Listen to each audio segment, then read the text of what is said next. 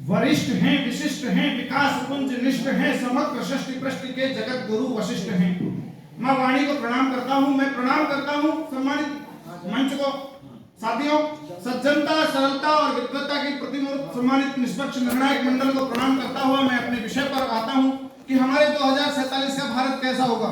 साथियों, गीता जी में लिखा है, यदि वह प्राप्य से स्वर्गम जित्वा व भोक्ष्यसे महीम तस्मात् उत्तिष्ठता कौन्तेय युद्धाय कृतनिश्चय। अरे क्या होगा यदि या तो आप मर जाओगे या स्वर्ग को प्राप्त हो जाओगे या इस स्वर्ग या आप इस जो राज है उसको प्राप्त करोगे। इसलिए कुंती पुत्र अर्जुन, आप उठिए और युद्ध कीजिए। साथियों, मैं कहना चाहता हूं, हम भारत को विकसित बनाने के लिए कटिबद्ध हैं, प्रतिबद्ध हैं, क्षमताओं का विकास करने में लगे हुए हैं। हमने भारत ने, आपने देखा होगा, अभी 6 पनडुब्बियों का निर्माण किया है। वाक्षी, वेला, अनेकों नाम से 6 पनडुब्बियां हमने अभी निकाली है। वो किसका प्रतीक है? वो 2047 का ही तो प्रतीक है। अभी G20 समिट का हमने आयोजन किया, वो किसका प्रतीक है? अरे वो भी तो 2047 का ही प्रतीक है। प्रतीकों में हम बदलते जा रहे हैं, प्रतीकों में हम एक कर्तव्य निष्ठता का भाव लिए जा रहे हैं। साथियों, मैं कहना चाहता हूं, हमारा देश 2 चीजों में बटा हुआ है, yes I can do it and you can do it. इन दोनों के बीच के जो भंवर चाल है, इस भवंडर को तोड़ने के लिए हमें एक साथ एक कटिबद्धता के साथ कहना होगा,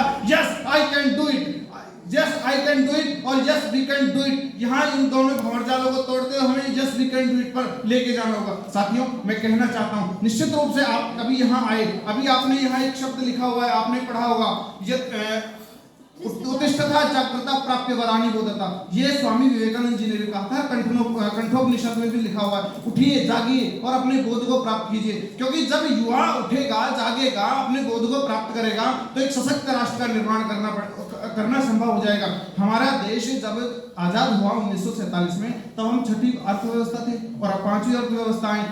इन बीच के 70 सालों में हमने बहुत सरकारों का इसमें कोई योगदान नहीं है, सरकार एक निमित्त मात्र है। हमारे प्रयासों में सार्थकता होनी चाहिए थी। साथियों, कहना चाहता हूं, गर्व होता है जब हमारे देशों में अनेक उपक्रमों में आगे आज हमारा देश बढ़ रहा है, हमारा देश एक उन्नति के पथ पर अग्रसर हो रहा है। मैंने कभी पंक्तियां लिखी थी कि भारती का मान सब राखते हैं, कोई नहीं यहाँ भेदभाव होना चाहिए। भाषाएं में रंग रूप भिन्न भिन्न हो, परंतु राष्ट्र एक, धर्म एक बात होनी चाहिए और पूज्य ये तिरंगा सदा पहरे गगन तक। देशवासियों में देश भाव होना चाहिए। और मेरे देश के वासियों, मैं कहना चाहता हूँ, ये देश आपका है, ये किसी दूसरे का नहीं है।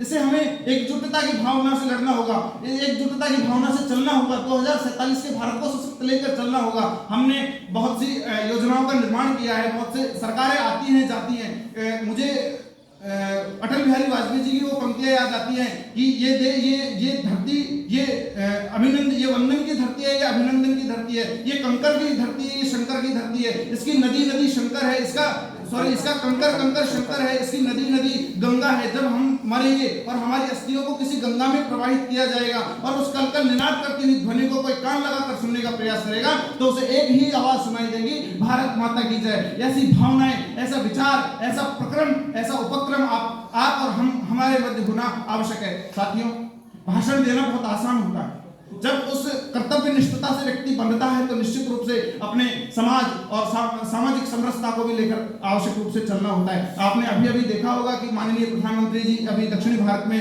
गए हैं, और वहां के बीचों की फोटो डाली है। टूरिज्म भी तो हमारे 2047 के भारत का ही एक सपना है। हमारा छोटी प्रक्रमों से लेकर बड़े उपक्रम तक हम लेकर चल रहे हैं। ये सशक्त और संबल भारत का निर्माण होना चाहिए। मैंने प्रारंभ में भी कहा था कि प्रयास कीजिएगा गागर में सागर भरने का, तो मैं अपनी सीमा को नहीं लाऊंगा और अपने विचारों को 4 पंक्तियों से माध्यम से। धन्यवाद।